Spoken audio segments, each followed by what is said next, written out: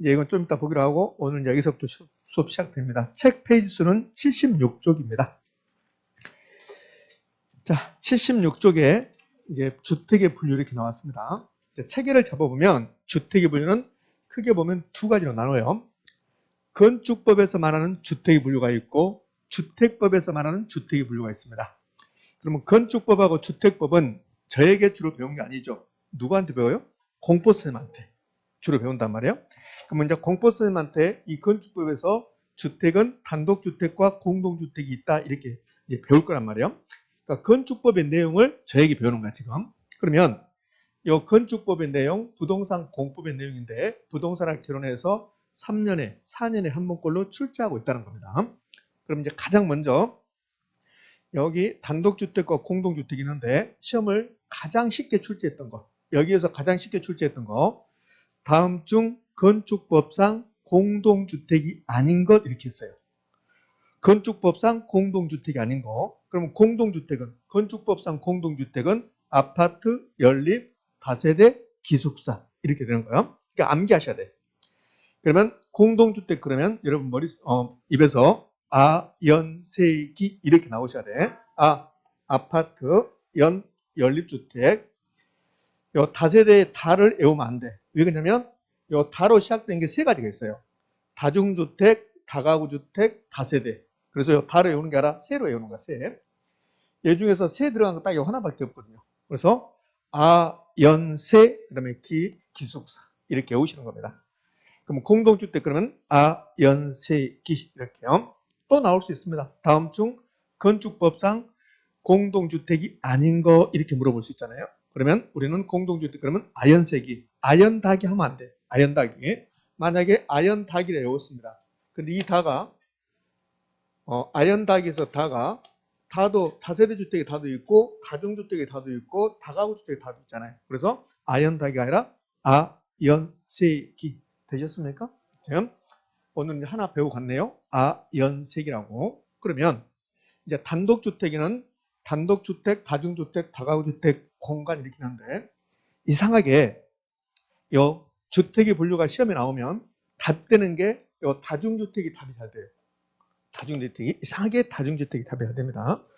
올해는 다중주택이 아니었어요. 올해는 다세대 주택이었는데 그동안 요 다중주택이 답이 많이 됐습니다. 이것도 답이었거든요. 제가 그랬잖아요. 다음 중 건축법상 공동주택이 아닌 것 그러면서 그때도 답이 다중주택이었습니다. 이 건축법상 주택의 분류는 제가 보니까 6번인가 우리 시험에 나와요. 그 중에서 4번이 다중주택이 답이에요. 이상하게 다중주택을 답을 잘 준다. 이렇게. 자, 그래서 다중주택에 좀 포인트를 맞춰서 공부할 필요가 있다. 왜? 다중주택이 매우 중요해서가 아니라 시험에 출제했던 것을 또 내고 그렇게 하기 때문에 근데 다중주택에서 또 답을 줄 수도 있다. 이렇게요. 그럼 이제 하나씩 살펴봐야 돼. 어떤 게 단독주택이고 어떤 게 다중이고 어떤 게 다가구고 그다음에 아파트, 연립, 다세대는 어떻게 구별하는가 여기서 하나씩 살펴볼 필요가 있습니다. 단독주택이 뭐냐 이건 출제하잖아요. 그럼 이제 다중주택, 다가구 구별하고 아파트, 연립, 다세대, 기숙사를 구별하시면 돼요. 여기 있는 거 다중주택, 그다음에 다가구, 아파트, 우리 건축법에 있는 법 내용 전부 다 암기할 수 없습니다. 그럼 어떻게 하냐면 포인트 잡고 가는 거. 포인트. 그 포인트만 잡아도 충분히 맞출 수 있으니까요. 자, 이제 단독주택은 필요 없는데 다중주택 볼까요? 다중주택은 어떤 게 다중주택이냐면 이제 머릿속에 다중주택을 하숙집이라고 생각하십니다. 하숙집. 학생 또는 직장인이 장기간 거주한다. 그럼 학생 또는 직장인이 장기간 거주하는 게 뭐예요? 하숙집 이렇게 생각하시면 돼요. 등을 다수인이 장기간 거주할 수 있는 구조로 된 주택으로서 이걸 어떻게 다 외울 겁니까? 뭔 얘기죠? 그러면 하숙집을 가면 독립된 주거 형태입니까? 독립된 주거 형태가 아닙니까? 독립된 주거 형태가 아니죠. 이 독립된 주거 형태란 말은 나 혼자 치사, 나 혼자 밥을 먹고 나 혼자 생활하고 이게 독립된 주거 형태예요. 근데 하숙집은 그렇잖아요. 공동으로 사용하고 그러잖아요. 그래서 하숙집 정도 생각하시면 됩니다. 여기서 포인트는 학생 또는 직장인도 포인트고 독립된 주거 형태가 아니고 만약에 독립된 주거 형태 그러면 틀린 집이 되는 거예요. 그다음에 일개동의 주택으로 쓰이는 바닥 면적 합계가 660. 여기 일개동의 바닥 면적 주택으로 이거는 공법쌤한테 자세히 배운다고. 부동산학 결혼해서 그거 필요 없어요. 필요 없고 부동산 결혼해서는 요 660 이게 포인트가 되는 거야. 660 이하. 그다음에 주택으로 쓰는 층수가 3계층이야. 이렇게. 이게 다중주택입니다. 그럼 다중주택 그러면 학생 또는 직장인, 독립된 주거 형태가 아니고, 그다음에 660 이하 3계층이야. 그럼 끝나는 거야. 이렇게. 그러면 다가구 주택. 다가구 주택은 369로 외우는 거야. 369. 요 다중주택과 다가구주택 보면 면적은 똑같아요. 자, 바닥 면적 합계가 660 이하잖아요. 면적 똑같잖아요. 이렇게. 그다음에 층수 볼래요? 층수를 보면 3계층이야. 3계층이야. 똑같잖아요. 그런데 다중주택은 몇 세대 이런 말이 없어요. 근데 다가구 주택은 요 19세대 이하. 그래서 3, 6, 9 이렇게 오신다. 이렇게. 됐습니까? 이렇게요. 여기 볼래요? 여기도 다가구 주택은 잘 나오지 않지만 나오면 포인트가 되는 게 이거요. 공동주택에 해당하지 아니한 거 그랬습니다. 근데 이걸 바꿔요. 다가구 주택은 쭉 369 주면서 마지막에 공동주택에 해당한다 이렇게 내버린다고. 그럼 뭘까 X일까? X. 다가구 주택은 공동주택이 아니잖아요. 의미하셨습니까? 자, 마무리 해볼까요? 다중주택, 학생 또는 직장인, 독립된 주거 형태가 아니고 660, 그 다음에 3 이렇게 하면 돼요. 나중에 이 면적 있잖아요. 면적을 보면 초과란 게 딱 하나 나와. 보면 여기 660 이하냐, 660 이상이냐, 그다음에 3계층 이하냐, 3계층 이상이냐, 초과냐, 미만이냐 이런 말 나오잖아요. 그런데 여기 주택의 분류를 보면 그럼 이제 면적이라는 게 나오고 층수 이렇게 나오거든요. 근데 초과가 딱 한 번 나오고, 초과라는 게 한 번 나오고, 그다음에 이상이라는 게 딱 하나 나와요. 이렇게. 전부 다 이하야. 요것만 기억하시면 돼요. 어떤 게 초과고 어떤 게 이상이가 나중에 이제 나올 거라고 이게. 나머지는 전부 다 이하야. 그러니까 660 이하. 봐요. 다중주택은 660 이하. 요 이하가 중요한 게 아니라고. 나중에 초과하는 게 딱 하나 나온다고. 660 초과. 그러니까 면적은 전부 다 660이야. 여기 주택의 종류에서 주택이 이렇게 구분할 때 면적은 다 660 이하야. 그러니까 330이 나온다든지 600이 나온다든지 그럼 틀린 말이야. 660 이하, 660이고. 이하도 있고 초과도 있는데 초과는 딱 하나만 나오니까 이하에 포인트 주지 말고 초과에 좀 이따 포인트 주시라는 소리예요. 의미하셨습니까? 네, 그래요. 자, 그러면 다가구 주택은 마지막에 공동주택이 아닌 거, 요 공동주택에 해당하지 않는 거 이게 포인트가 될 수 있습니다. 자, 이걸로 이제 단독주택은 끝났어요. 그럼 이제 공동주택으로 가볼까요? 공동주택에는 뭐가 있었습니까? 아, 연, 세, 기 그렇게. 그럼 아파트는 도대체 뭐냐? 아파트는 공동주택 아파트요. 아파트는 주택으로 쓰는 층수가 5계층 이상의 주택입니다. 그럼 아파트는 면적이 있습니까? 없습니까? 없어요. 면적이 없다고. 전부 다 이하인데 이상이 하나 나왔어요. 이렇게 이상이. 보면 거의 다 이하거든요. 여기도 이하잖아요. 이하. 근데 여기도 이하고. 근데 이상이 딱 하나 나온 거야. 그러니까 이상은 딱 하나 나와. 주택의 분류에서 이상, 이하, 초과, 미만 이런 말 나올 건데 네, 면적 뒤에 숫자 뒤에 네, 이상이 딱 하나 나왔습니다. 아파트는 면적은 묻고 층수가 주택으로 쓰는 층수가 몇 개층 이상? 5계층 이상. 이하라고 하면 틀려 이거. 이상 이렇게. 그러면 아파트입니다. 자, 연립주택으로 갑니다. 연립주택하고 다세대를 한번 비교해 볼까요? 연립주택하고 다세대를 보면 그러면 면적은 660 똑같아요. 660. 그런데 차이는 초과냐 이하냐 이 차이가 있는 거야. 이렇게. 제가 이 주택에 분류해서 뒤에 이상, 이하, 초과, 미만에서 초과가 한 번 나오고 이상이 딱 한 번 나온다고 그랬죠. 나머지는 전부 다 이하인데 그러면 아파트만 이상이 나오는 거야. 이렇게. 초과는 연립주택에서만 초과 나오고 이렇게. 그럼 연립하고 다세대를 한번 비교해봐요.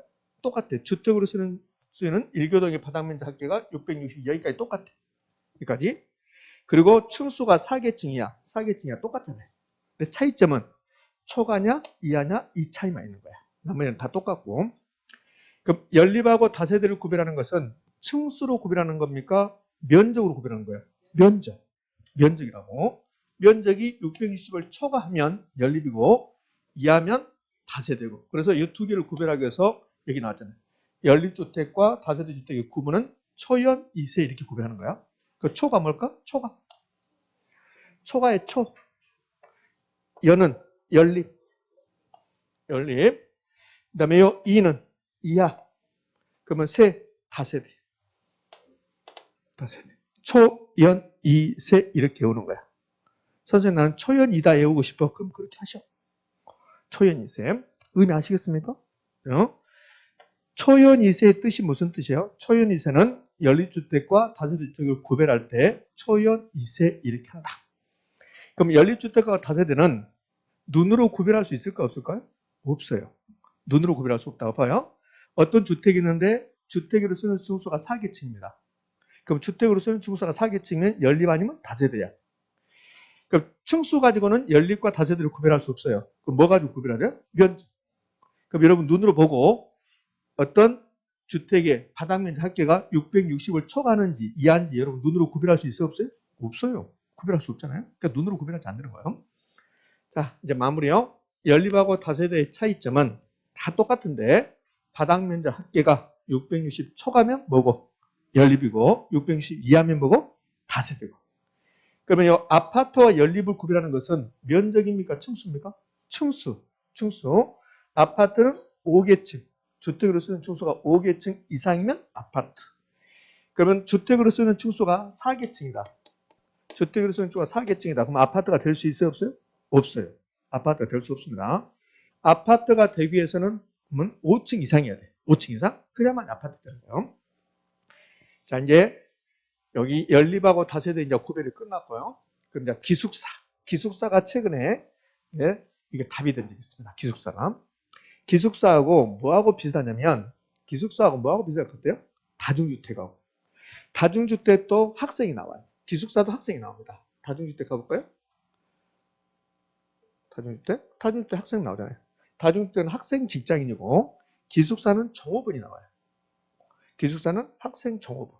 이 종업원이 나오면 기숙사다 이렇게 생각하시면 돼요. 포인트가 종업원이 나오면 기숙사 등 일개동의 공동치사시설. 그럼 기숙사는 공동으로 치사잖아요. 공동치사시설 이용세대가 50% 이상이면 기숙사입니다. 그럼 기숙사의 포인트는 이 종업원하고 뭐요? 50%. 이렇게. 이걸 뭐라고 출제했냐면 학생 또는 종업원 등 일개동의 공동치사시설 이용 세대수가 50% 이상이다. 이걸 다중주택 이렇게 출제했었어요.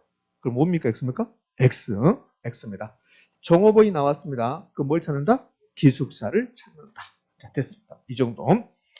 이게 건축법에서 말하는 주택의 분류입니다. 이제 마무리할까요? 건축법상 주택은 단독주택과 공동주택이 나눠지는데 가장 먼저 공동주택의 종류를 알아야 된다. 공동주택에는 뭐가 있습니까? 아, 연, 세, 기.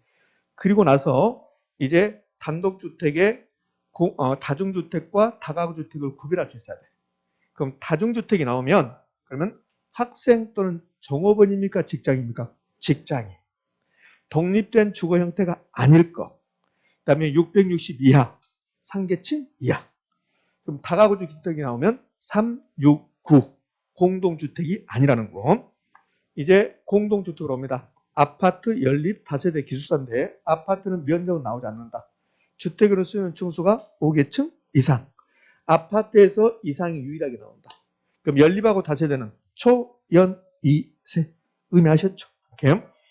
그다음에 기숙사가 나오면 종업원을 찾으면 된다. 이렇게요. 자, 그럼 끝났어요. 그러면 여기서 우리 면적을 좀 보고 갈 건데 바닥 면적 합계라는 게 나오는데요. 바닥 면적 합계는 전부 다 660만 나옵니다. 660만 나온다는 거예요. 그 660에서도 초과는 딱 하나 나와. 660 초과는 딱 하나 나옵니다. 뭐에서? 연립에서. 그리고 전부 다 660 이하라고 이하. 이렇게. 그러니까 660만 나와요. 마무리요. 주택에 분류해서 여기 숫자가 나오는데 660만 나오는 거야. 만약에 600이 나온다든지 아니면 330이 나온다든지 그러면 틀린 점이 되는 거예요. 600만 나온다 이렇게. 자, 됐어요. 이 정도요. 좀 이따 이제 올해는 어떻게 출제했는가 이제 보도록 할게요. 좀 이따가 문제를 통해서요. 자, 그러면 이제 주택의 분류는 이제 마무리됐습니다. 이렇게. 자, 책 보면 그러면 또 뭐가 나오냐면 주택법상 주택에 나와요. 주택법상 주택. 그거는 이제 참고상. 그렇게 중요한 게 아니고 책 77쪽 한번 봐요. 77쪽. 책 77쪽을 보면 하단부에 주택의 층수와 바닥면적 합계 비교 나왔죠. 그러면 오른쪽에 가장 오른쪽에 바닥면적 합계는 전부 다 뭐요? 660만 나온다. 교묘하게 속입니다. 600이라고 해본다고 600이라고. 그러면 꼭 660처럼 느껴져요. 600이라고 할 거니까 그 속으면 안 되고. 초과가 딱 하나 있네요. 3분의 2인데 초과는 뭡니까? 연립입니다. 연립. 그다음에 단독주택과 공동주택의 층수 볼까요? 단독주택은 3계층 이하입니다. 3계층. 근데 공동주택은요. 4계층 이하, 5계층 이상 이렇게 나왔잖아요. 그럼 3 나오면 숫자가 3이 나오면 단독입니까? 공동입니까? 단독. 자, 끝. 이 정도까지.